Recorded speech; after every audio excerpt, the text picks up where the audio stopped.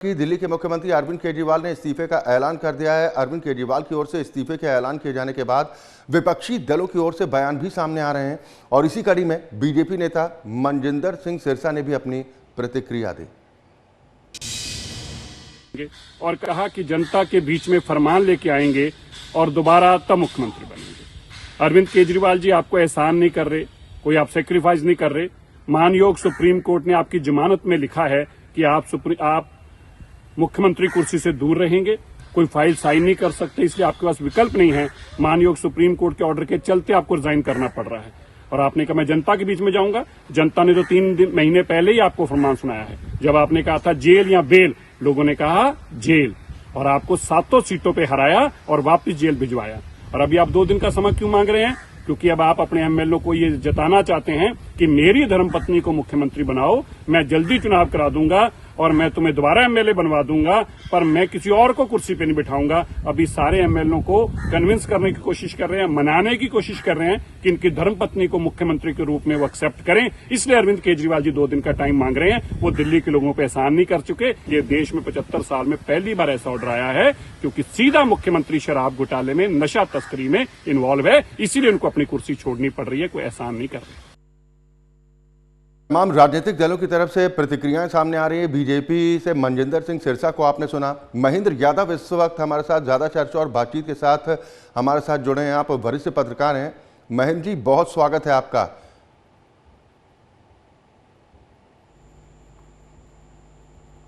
महेंद्र जी, आवाज मिल पा रही? हाँ जी, बिल्कुल, यस। कैसे देखते हैं इस इस्तीफे वाले दांव को? देखिए, इस्तीफे का कोई दांव जैसा कुछ नहीं है और ज्यादा केजरीवाल के पास में विकल्प नहीं बचे हैं। अभी जिन नेता जी की आपने बाइट सुनाई, उन्होंने जो कहा वो बात सही है कि जब आप मुख्यमंत्री, जमानत आपको मिल गई है, ये भी नहीं है कि पहले की तरह मिली हो कि सिर्फ चुनाव प्रचार के लिए मिली हो। अब जमानत ही मिल गई है और आप मुख्यमंत्री पद पर काम भी नहीं कर सकते हैं, बैठ भी नहीं सकते हैं, तो उसके बाद में इस्तीफा देने के अलावा कोई उनके पास से विकल्प बचता नहीं है। और सबसे बड़ी बात यह भी है कि केजरीवाल जैसा समाज और जैसा सिस्टम चाहते थे जी, वैसा ही सिस्टम बन गया और अब उनके ऊपर ये घातक हो गया जी। लोकपाल के नाम पर, लोकपाल को जिस तरह से वो सारी शक्तियां देना चाहते थे, एक तरह से देखें तो वही सिस्टम बीजेपी सरकार ने लागू कर दिया है और ईडी को या ईडी, सीबीआई, ये 2-3 एजेंसियों को मिला के सारे अधिकार उन्होंने दे दिए। तो एक तरीके से लोकपाल, ये केजरीवाल के सपनों का ही लोकपाल यहाँ पर काम कर रहा है और अब केजरीवाल उसके लपेटे में आ गए हैं।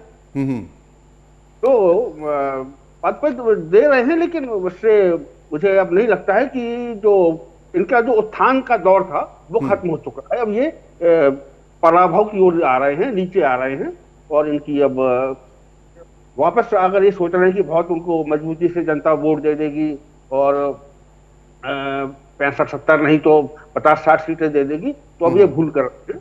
अगर कांग्रेस, आम आदमी पार्टी के नेताओं की तरफ से जो प्रतिक्रियाएं सामने आ रही हैं, राघव चड्ढा कह रहे हैं कि अरविंद केजरीवाल अग्नि परीक्षा से गुजरने को तैयार हैं, यानी उन्हें कुर्सी का कोई लोभ, कोई मोह नहीं है और उन्हें जनता पर फैसला छोड़ दिया है कि अब ईमानदारी का सर्टिफिकेट जनता अगर देगी तभी वो मुख्यमंत्री की कुर्सी पर बैठेंगे।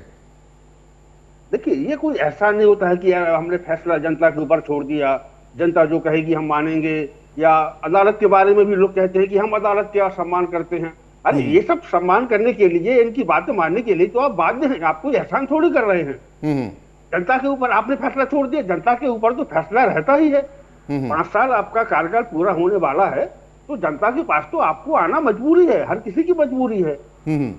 तो एक तीर से 2 निशाने साधने की कोशिश की गई है कि अब दिल्ली में भी कुछ समय बाद चुनाव होने हैं, हरियाणा में चुनावी माहौल तो जिस तरीके से चल रहा है, इसका कितना प्रभाव आप हरियाणा विधानसभा चुनाव में देखने को मिल सकता है? आपका आकलन क्या कहता है? हरियाणा में क्या है कि केजरीवाल की पार्टी ही 4-5वें नंबर पर कह सकते हैं। इससे ज्यादा मजबूत पार्टियां इंडियन नेशनल लोकदल है, जननायक जनता पार्टी जेजेपी है, तो वहां पर ये बहुत निचले स्तर पर है, अभी बहुत कमजोर संगठन है। पिछली बार के चुनावों का मैं उनका आकलन कर रहा था, 46 सीटों में से ये लड़े थे जी। जमानत तो सभी में जब्त थी ही, सिर्फ 1-2 सीट ही थी जहां पर इनको 5,000 के आसपास वोट मिले, बाकी सब पर 200, 300, 400, 800 ऐसे वोट मिल रहे थे। यानी जो कोई भी निर्दलीय अगर नामांकन कर देता है और बिल्कुल भी प्रचार करने ना निकले, तब भी उसको कुछ वोट जो गलती से पड़ जाते हैं, वही वोट उनको मिले। 2 दिन के बाद मैं मुख्यमंत्री पद से इस्तीफा देने जा रहा हूं, ये 2 दिन बाद, इसके पीछे आप क्या वजह देख रहे हैं? ये वजह तो अब यह है कि इनको अब इनके लिए दूसरा मुख्यमंत्री कौन होगा ये चयन करना बहुत मुश्किल भी हो गया है। मनीष सिसोदिया या जो इनके जो लगभग बराबर रैंक के थे, इनको ये बना नहीं सकते, क्योंकि फिर आगे चल के फिर दिक्कत होने लगेगी। जी जी। ये अपने आप को बाकी सभी नेताओं से 2-3 कदम ऊपर ही रखना चाहते हैं। अब और ये वैसे किसी और को वो बना सकते थे, लेकिन अब क्योंकि जब से इनके जेल से जाने के बाद से इनकी राजनीति में और दल में सुनीता केजरीवाल का भी दखल हो गया है, तो अब ये और किसी को अगर आम परिस्थिति होती तो उसमें ये राज्यसभा सांसद स्वाति मालीवाल भी हो सकती थी, आतिशी भी हो सकती थी। तो अब ये देखिए 2 प्रयास से ये कर सकते हैं, या तो सुनीता केजरीवाल को ही बनाएंगे, या फिर कोई एकदम मामूली सा नेता जिसके अंदर कोई किसी तरह का गश्त ना हो, सिर्फ नाम के लिए बैठा रहे। हो सकता है राखी बड़ेलान को ले आए कि उनके थोड़ा बहुत उनका नाम भी हो गया है, ये भी हो जाएगा कि महिला भी हैं, दलित भी हैं। देखिए इस समय तो अटकलों का बाजार महेंद्र जी इस तरीके से गर्म है कि हर कोई अपने अपने हिसाब से आकलन कर रहा है कि अगला मुख्यमंत्री, जिज्ञासा भी लोगों में है कि अरविंद केजरीवाल अगर दिल्ली के मुख्यमंत्री के तौर पर किसी को कमान देते हैं तो वो चेहरा आखिर कौन हो सकता है। सबसे पहले हम सुनीता केजरीवाल की बात करते हैं, क्योंकि जिस तरह से हरियाणा चुनाव में एक्टिव मोड में सुनीता केजरीवाल दिखाई दें, अरविंद केजरीवाल की एब्सेंस में उनकी उम्मीदवारी कितनी पुख्ता आपको नजर आती है, या फिर अरविंद केजरीवाल इससे बचाव करेंगे और पार्टी के किसी और नेता को, जैसा आप भी कह रहे हैं कि किसी ऐसे चेहरे को सामने लाया जा सकता है जिस पर लोग शायद उसके नाम के बारे में विचार भी ना करें। लेकिन अभी जो कुछ नाम चल रहे हैं, संजय सिंह का भी नाम उसमें लिया जा रहा है। क्या आपको लग रहा है कि संजय सिंह के लिए कोई गुंजाइश है कि उन्हें मुख्यमंत्री पद की जिम्मेदारी सौंपी जाए? कतई नहीं। अरविंद केजरीवाल जिस तरह की राजनीति करते रहे हैं, उसमें उन्होंने संजय सिंह को राज्यसभा सांसद बना दिया, वही बहुत काफी हिम्मत का उन्होंने काम किया, क्योंकि वो और किसी को उन्हें देखिए, अरविंद उसको मनीष सिसोदिया से एक अंडरस्टैंडिंग उनकी रही है, लेकिन उनके बीच में एक तालमेल इतना हो गया है कि वो केजरीवाल को कभी चैलेंज करने के बारे में कभी नहीं सोचेंगे। एक कयास इस बात को लेकर महेंद्र जी लगाए जा रहे हैं कि अरविंद केजरीवाल ने आरोप भी इस बात को लेकर लगाया था कि 15 अगस्त के मौके पर मैंने आतिशी को झंडा फहराने के लिए बोला था, उसको लेकर भी उनकी तरफ से सवाल उठाए गए। तो ये इशारा क्या आपको लगता है कि आतिशी की तरफ जा सकता है, आतिशी पर जिम्मेदारी सौंप दी जाए? अब वैसे तो देखिए, जब अगर अरविंद केजरीवाल जा रहे हैं तो जो भी 4-5 बड़े बड़े नेता हैं, उन सभी के नामों की एक प्राथमिक संभावना तो बनती ही है। तो उस हिसाब से तो आतिशी भी हो सकती हैं, उसके हिसाब से कैलाश गहलोत भी हो सकते हैं, सोमनाथ भारती वगैरह ये भी बहुत एक्टिव रहे हैं, ये भी हो सकते हैं।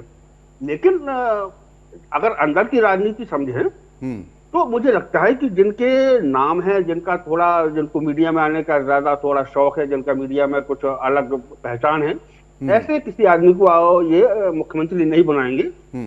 लेकिन आकलन तो जारी रहेंगे। मेरी चिंता इस बात को लेकर जरूर है कि चाहे अब ये सुनीता केजरीवाल को बनाए या किसी और को बनाए, उसका समर्थन करने के लिए अपने विधायकों को राजी तो उनको करना पड़ेगा। और तो राजी करें, ठीक है, वो भी उनका अधिकार है, लेकिन उनमें से किसी भी विधायक के साथ में ये डरा धमका के, मारपीट करके वैभव कुमार या किसी ऐसे आदमी को या किसी अन्य बाहर से असामाजिक तत्व बुला के तो अपने विधायकों के साथ में मारपीट करके उनका समर्थन लेने की कोशिश ना करें। कन्विंस करें, कन्विंस हो जाए तो और सुनीता केजरीवाल को बना दें, किसी को भी बना दें। चलिए, बिल्कुल हम इस पर भी चर्चा जरूर करेंगे कि क्या वाकई में इस तरह की स्थिति बन सकती है कि जैसा ये कहा कि विधायकों की बैठक होगी और उसमें नेता चुन लिया जाएगा, उसे जिम्मेदारी सौंप दी जाएगी। हालांकि हिंदुस्तान को कहावतों का देश कहा जाता है और राजनीति में एक कहावत भी प्रचलित है महेंद्र जी कि दूध का जला छाछ भी फूंक फूंक कर पीता है। झारखंड में हेमंत सोरेन ने चंपई सोरेन को मुख्यमंत्री जी, बनाकर जो किया, बिल्कुल। या फिर जीतन राम मांझी और जीतन राम नीतीश मांझी। कुमार के बीच में जिस तरह की स्थिति हुई बिल्कुल। थी, क्या अरविंद केजरीवाल इतना रिस्क लेने की स्थिति में हैं? दिल्ली के मुख्यमंत्री अरविंद केजरीवाल ने एक बार फिर चौंकाते हुए ऐलान कर दिया कि वो 2 दिनों के बाद मुख्यमंत्री पद से इस्तीफा देने जा रहे हैं और विधायकों की राय के आधार पर नए मुख्यमंत्री का चेहरा सामने लाया जाएगा। सवाल इस बात को लेकर उठ रहे हैं कि अरविंद केजरीवाल ने अचानक इस्तीफा देने का फैसला क्यों किया, इसको हम समझने की कोशिश भी कर रहे हैं। मेरे साथ सीनियर जर्नलिस्ट महेंद्र यादव जी लगातार ज़्यादा चर्चा और बातचीत के साथ हमारे साथ मौजूद हैं। महेंद्र जी, जो हम लगातार चर्चा कर रहे हैं और आम आदमी पार्टी नेताओं की तरफ से जिस तरीके से ये दर्शाने की कोशिश की जा रही है कि अरविंद केजरीवाल ने कुर्बानी दे दी, मुख्यमंत्री का पद उनके लिए महत्वपूर्ण नहीं है, जनता महत्वपूर्ण है। लेकिन जो विपक्ष की तरफ से जो आरोप लग रहे हैं, खासतौर पर भारतीय जनता पार्टी या फिर कांग्रेस की तरफ से संदीप दीक्षित की तरफ से जो सवाल खड़े किए गए हैं, ये नाखून कटाकर शहादत देने जैसा है। जी, ये मुहावरा बिल्कुल सही बैठ सकता है। नाखून कटाकर शहादत देने वाली जैसी बात है इसमें, क्योंकि तो लगभग कार्यकाल एक तरीके से देखा जाए तो पूरा हो चुका है। अब उसमें बहुत ज्यादा कोई ऐसा समय बचा नहीं है। दूसरा, अब ये अपना इनका ये भी गणित हो सकता है कि अभी हरियाणा के चुनाव हो रहे हैं तो वहां पर जाकर अपने आप को हरियाणा के मुख्यमंत्री पद के दावेदार के रूप में पेश कर दें कि भाई ठीक है, दिल्ली को हो गए तो हम तो हरियाणा के मुख्यमंत्री बनेंगे जी। तो अपने तरीके से अब ये अपना दिमाग लगा रहे होंगे। लेकिन मैंने जो जैसा पहले कहा कि अरविंद केजरीवाल की अब वो पहले जैसी छवि नहीं रही। फायदा इनको सिर्फ ये हो रहा है कि इन्होंने बड़ी चालाकी से ये इंडिया गठबंधन में शामिल हो गए और इसलिए मौका होते हुए भी कांग्रेस उतना एग्रेसिव नहीं हो पा रही है। सभी नेता उतने एग्रेसिव इनके खिलाफ नहीं हो पा रहे हैं जी जी, क्योंकि इनका कांग्रेस का जो शीर्ष नेतृत्व है उससे चूंकि इनका अब सीधा संपर्क होने लगा है, तो वो कांग्रेस के राहुल गांधी या खड़गे जो है वो अब इनके प्रभाव में ज्यादा काम करते हैं। तो वहां पर कांग्रेस अपनी खोई हुई जमीन के लिए उस तरह से प्रयास नहीं कर पा रही है। अगर कांग्रेस अगर पूरी ताकत से यहाँ पर लग जाए या इन्हें उनको लोकसभा चुनाव में भी इनको अलग करके कांग्रेस लड़ी होती तो कांग्रेस की स्थिति लोकसभा चुनाव में भी तो कोई बंदिश कांग्रेस के सामने अब तो गठबंधन भी नहीं है, दोनों दल अलग अलग हरियाणा चुनाव लड़ रहे हैं और अब लोकसभा चुनाव में अभी काफी इंतजार है, तकरीबन अभी तो लगभग 5 साल ही मानकर चले एक तरह से। नहीं, हरियाणा में नहीं है गठबंधन, लेकिन देखिए गठबंधन उस तरीके से सीट शेयरिंग में नहीं हुआ है, लेकिन एक इनकी अंडरस्टैंडिंग बड़ी हुई है ना। ये जेल में गए तो जितने आम आदमी पार्टी के नेताओं को जितना दर्द नहीं होता उतना दर्द कांग्रेस वाले उसके लिए दर्द अपना जताने लगते हैं जी जी जी। इनके आंदोलन की वो रैली होगी जो इंडिया गठबंधन की हुई तो सुनीता केजरीवाल को एक तरीके से मुख्य अतिथि के रूप में भी बुला लिया और जब गठबंधन नहीं हुआ था, गठबंधन की सहमति नहीं हुई थी, तब भी केजरीवाल की तरफ से उन्होंने अलग से मंच पर गारंटियां पढ़नी शुरू कर दी थी। तो ये उनके सामने कांग्रेस एक शीर्ष नेतृत्व। चले